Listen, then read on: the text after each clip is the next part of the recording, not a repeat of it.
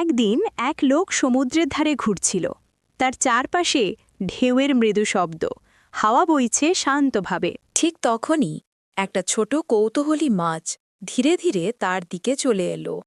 লোকটা ভাবল, আহা, কি মিষ্টি একটা মাছ। তাই সে মাছটাকে বাড়িতে নিয়ে এসে পোষা প্রাণী বানিয়ে ফেলল। শুরুর দিকে মাছটা খুব ভালো আচরণ করত, মজা করে লোকটার সঙ্গে খেলত।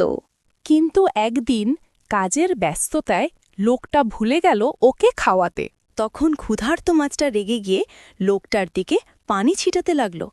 লোকটা ভাবল ও হয়তো মজা করছে, তাই সেও টয় গান দিয়ে মাছটার দিকে পানি ছিটিয়ে দিল। কিন্তু মাছটা আরও রেগে গেল, মন খারাপ করে ট্যাঙ্কের ভেতর লুকিয়ে পড়ল। পরে লোকটা ইন্টারনেটে জানল এই মাছটা আসলে রাগী প্রজাতির, আর ক্ষুধার্ত হলে এর শরীর থেকে বিষ বের হয়, যা ওকেই মেরে ফেলতে পারে। তখন থেকে লোকটা ঠিক করে নিল সে প্রতিদিন নিয়ম করে মাছটাকে খাওয়াবে। আর তারপর থেকে মাছটা আবার খুশি হয়ে শান্তিতে থাকতে শুরু করল। বলো তো বন্ধুরা, এই মাছটির নাম কি?